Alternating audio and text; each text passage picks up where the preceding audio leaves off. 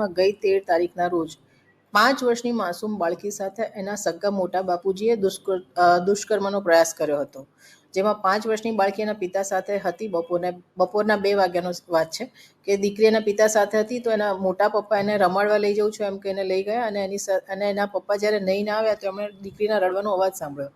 તો એને દીકરીને પાસે ગયા તો દીકરી રડતી હતી, કંઈ નહોતી શકતી. પછી એના મમ્મીને બોલાવ્યા. એના મમ્મીને દીકરીએ કીધું કે મને પેટના નીચેના ભાગે દુખે છે. પછી એને હોસ્પિટલ લઈ ગયા. એને બ્લીડિંગ પણ થતું હતું. તો એનો ડૉક્ટર પાસે ગયા તો ડૉક્ટરે એમને વાત કરી કે આ દુષ્કૃત્યનો પ્રયાસ થયો છે. તો પછી ફરિયાદી કાપોદ્રા પોલીસ સ્ટેશન આવ્યા, ફરિયાદ કરી, અને આરોપી નાસી જાય એ પહેલાં જ કાપોદ્રા પીઆઈ અને એમની ટીમે આરોપીને ઉધના રેલવે સ્ટેશન પાસેથી પકડી લીધો અને આરોપીને અરેસ્ટ કરીને એની સામે કાયદેસરની કાર્યવાહી ચાલુ છે.